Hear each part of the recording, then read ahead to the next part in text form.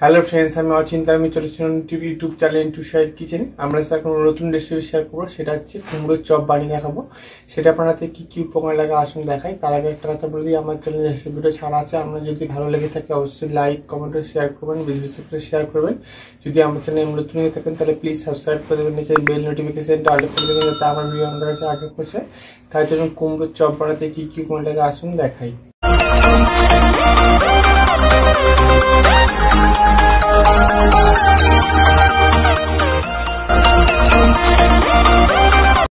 চলুন তাহলে কুমড়োর চপ বানাতে কি কি উপকরণ লাগে আসুন দেখিয়ে। তার আগে একটা কথা বলে দিই, ভিডিওটা প্রথম থেকে শেষ অবধি দেখার অনুরোধ রইল।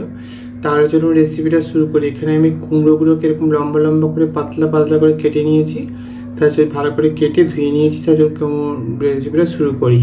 কুমড়োটার মধ্যে আমি লবণ দিয়ে দেব, হলুদ দিয়ে দেব, দিয়ে ভালো করে কুমড়োটাকে মাখিয়ে নেব।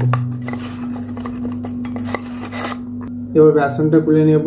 কুমড়োটা ভালো করে মেখে নিয়েছি নুন হলুদ দিয়ে। বেসনটা গুলে নেব। বেসনের মধ্যে আমি দিয়ে দেবো লবণ দিয়ে দিচ্ছি। এবার দিয়ে দেবো লঙ্কার গুঁড়ো, অল্প একটু হলুদ গুঁড়ো, অল্প সামান্য খাবার সোডা।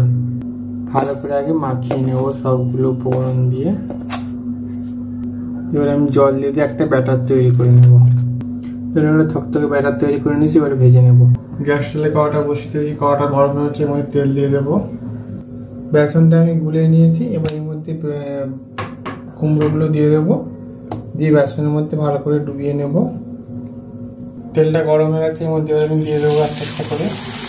দেখুন আমি দিয়ে দিয়েছি। ভালো করে উল্টে পাল্টে লাল লাল করে ভেজে নেব।